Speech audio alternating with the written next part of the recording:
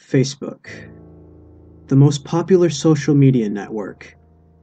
A place to meet friends, a place to meet family, a place to meet some really deranged people.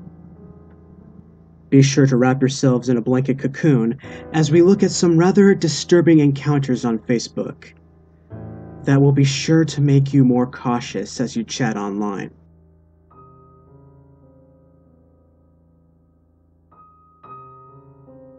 I blame Facebook. I don't partake in social networking. I don't do it, and I don't particularly like it. I'm well aware that predators use the format to lure their prey. I know full well that it's probably a waste of time, that one typically loses a great amount of authentic connection with their peers and even their family. I realize that this sort of thing does nothing but inflate an already swollen ego. I acknowledge all of these things without hesitation, but the truth is, I couldn't stop logging in to observe my ex-girlfriend's page. I truly, honestly couldn't. Maybe it's that my life had turned a little sour the past few years, and hers had done nothing but improve. I'm not typically a jealous person by nature, but when your ex-girlfriend turns into a supermodel, it's hard not to purse your lips. Okay, maybe supermodel is going too far, but she was looking pretty amazing. Her skin had cleared up, she was in better shape, and really seemed to take pride in her appearance these days. I looked at these pictures and just wondered what it was about me or our relationship that kept her from being the best she could be. I know that in some ways I had hurt the girl. I teased her about her appearance all the time. It mostly concerned the frumpy way she put herself together or how she didn't wash her hair as often as she could have. But nothing too nasty. I really was fond of her, and I thought our 2 years together were pretty special. However, we started to drift apart emotionally. I wanted some excitement, she wanted a big family. After a big argument one night in my kitchen, the relationship was over. She found a place somewhere across town, and we haven't spoken since. Lately, things have been far from swell for me. My current girlfriend, Jean, left me. My dog had been hit by a car, and I'd been sick and sweating in bed with tuberculosis. After endless rounds of antibiotics, I was getting to a point where I could stand again, but the past few months had been some of the worst of my life. The coughing had left my chest so sore, I could barely turn over. That's when I took an even deeper dive into watching my ex online.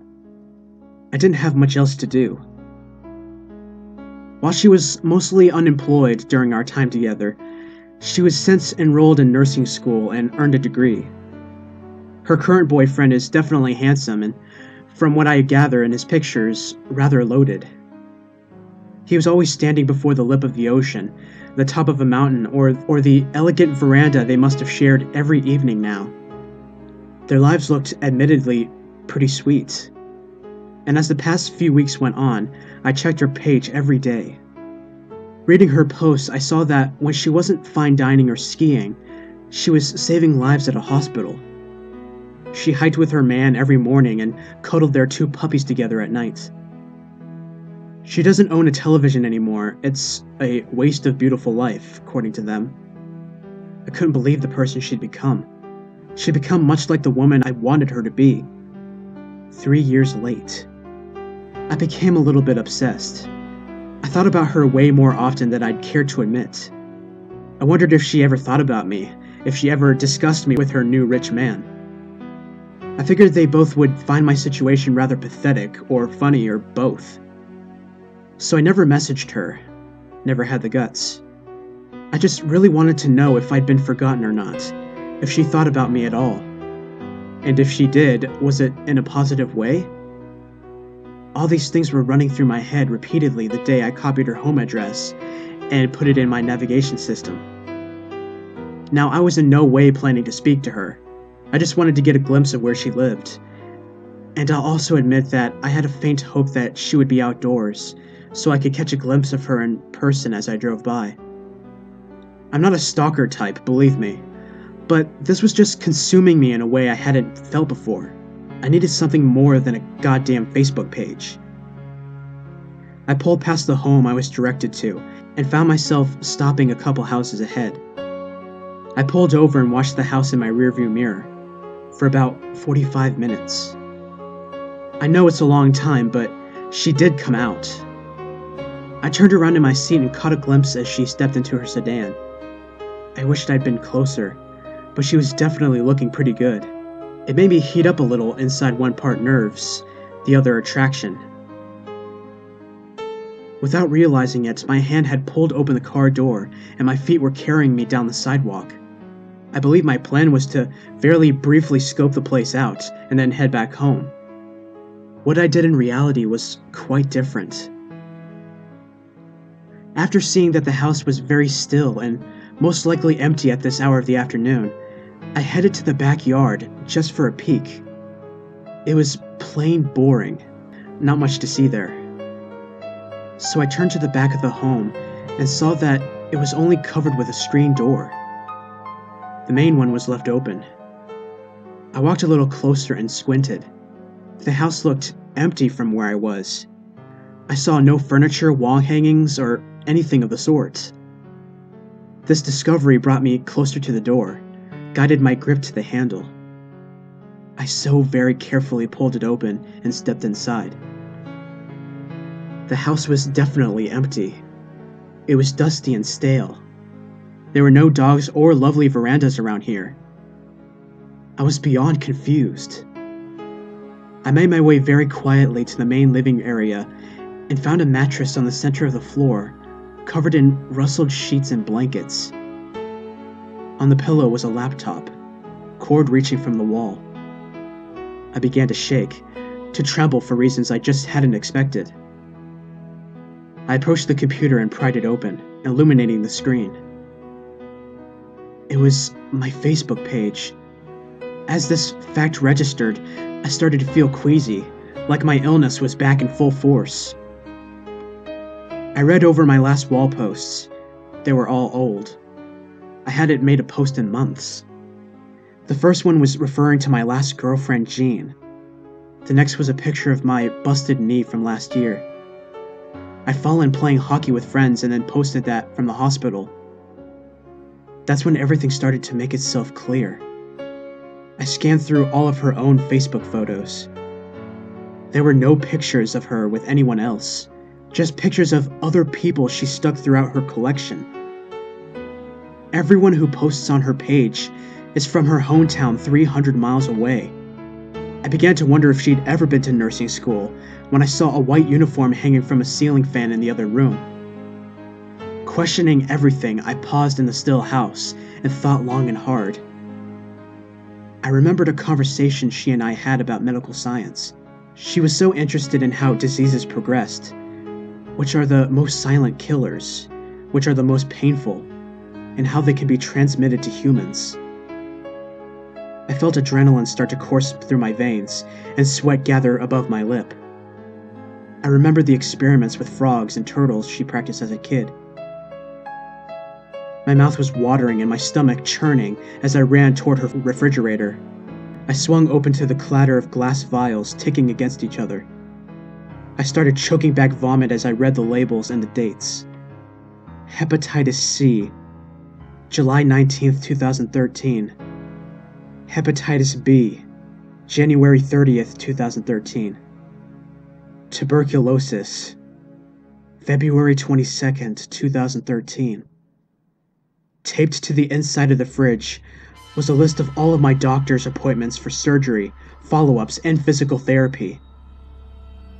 I finally vomited all over her kitchen floor, taking in deep gulps of breath with tears filling my eyes. I wondered if she was the one who ran over my dog, too. Don't accept random Facebook requests. I moved to South Korea for university when I turned 18. I'm now 21, and this happened over 2 years ago. Whilst there has definitely been unwanted attention from some guys in the past, most of them get the message that I'm not interested. This, however, was a little more unsettling. The university I go to has an institute for language, which is where all my classes were at the time, and it's pretty common knowledge that most foreigners in this part of Korea would know or study at this institute. It's not abnormal for me to receive random Facebook friend requests from guys wanting to learn English or make foreign friends, and most of the time I just ignore them, unless we have a few mutual friends or I've met them before. I got a friend request from this guy named Nico, and we had quite a handful of mutual friends, and he'd messaged me too, saying he was sorry for the randomness of the request, but he was just trying to make as many foreign friends as he could. I thought what the heck, and I accepted and messaged him back saying it was no bother.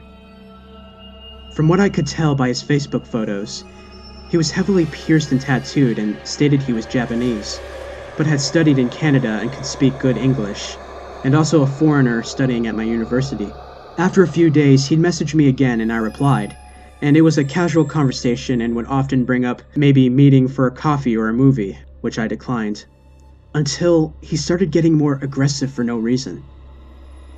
Every time I'd make a comment, he'd find some way to turn it into an argument, which grew tiring super fast, so I just ignored him. He'd often ask if I had a boyfriend, to which I'd reply no, and he'd bluntly say that we should be together. It was at this point where I decided I didn't really want anything to do with him, so I politely declined on the basis I didn't know him. We never met, and we hadn't even known each other a week.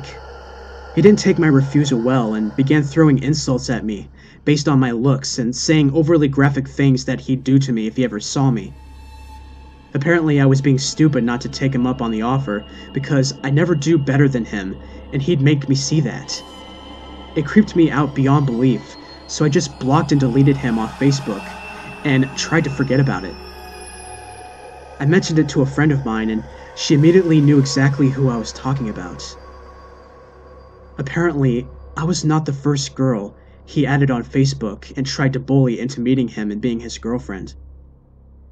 After asking a few more of my friends who we'd had as mutual friends on Facebook, and they all described pretty much similar situations involving Nico. One girl even told me that she'd give him the benefit of the doubt and met with him, and it turned out that he didn't even go to our university, but actually lived over an hour away and would travel there daily, probably to watch and obsess over which girl he would find on Facebook next. He told her he was born in America and never been to Japan, yet he told me that he was Japanese and studied in Canada. So who knows how much of what he said to anyone was actually true. I felt a bit freaked out by this since, but tried not to let it bother me. I never see him around and I'd block him so I forgot about it. That was until about a week or two later, I received a message from him on Facebook, on another account, saying how he'd seen me that day at school. Which shook me up a bit, since I hadn't even considered that he might actually be watching me at school. I ignored the message and blocked the account. A few days later, I got numerous messages from different accounts, claiming to be Nico's friends, saying how he had his account hacked, and if I could please unblock him so he could explain and we could talk it over. I ignored these messages too, but I kept receiving more, all of which I am pretty sure were just Nico himself, trying to reach out to me to get my attention. The more I ignored them, the more violent and aggressive the messages became. And I could tell that most of the time, when he said he'd seen me, he was lying. He'd say things like, "I saw you today at the library, all day, you fucking slut. You're a fucking four-eyed slut who can't get laid." And other messages to that extent. I knew he was clutching at straws because I never used the school's library to study, and although I wear glasses, I never wear them in public. So I just kept blocking the accounts and try not to let it bother me. I figured he'd get bored of me soon enough and let it go. Until one day after classes had finished, and I was browsing the small convenience store in the building to grab a drink on my way home.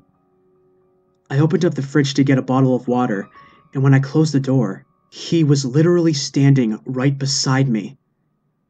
He didn't say anything. He was just staring at me. I hadn't seen him in person before because I never agreed to meet him, but I knew straight away it was him, and I freaked out. I dropped the bottle and I just left the store, I didn't walk home because I was afraid he'd follow me and find out where I lived. So I just went back into school and stayed around areas where there were lots of people until a friend of mine came to meet me. After that, I saw him a handful of times when I'd leave class. He'd just be standing there doing nothing in particular, watching people as they walked past, and he'd stare at me intently. I made sure to always be with friends when I went to and from class. It didn't go anywhere alone for a while, but after a week or so, the messages stopped, and I didn't see him again. The last time I heard from him was about a year ago, when he messaged me on yet a new Facebook account, asking if we could be friends again because he'd changed, and it was all a joke. Needless to say, I ignored the messages, blocked the account, and will not be taking up on his offer on being friends. So, Nico, you creepy-ass stalker, let's not meet. Ever again. The creepy guy on Facebook. Alright, a little background. This guy added me on Facebook out of the blue when I was like 13. I'm 16 now. When I asked him who he was, he told me he saw my profile picture and thought I was beautiful and all that. Fast forward a year after we've been talking, and he tries hooking me up with one of his friends because you're so beautiful and he just has to have you. I declined several times because I had a boyfriend. When I posted a picture of us later, him and his friends started saying so many awful things to me in the comments section.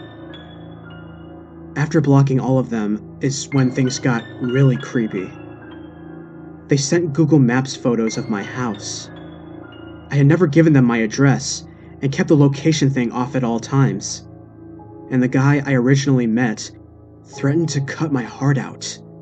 I blocked him and reported him. The next year, he admits his undying love for me. He refused to leave me alone. I finally just got rid of my Facebook and plan on making a new one. So, creepy guy from India, let's not meet again.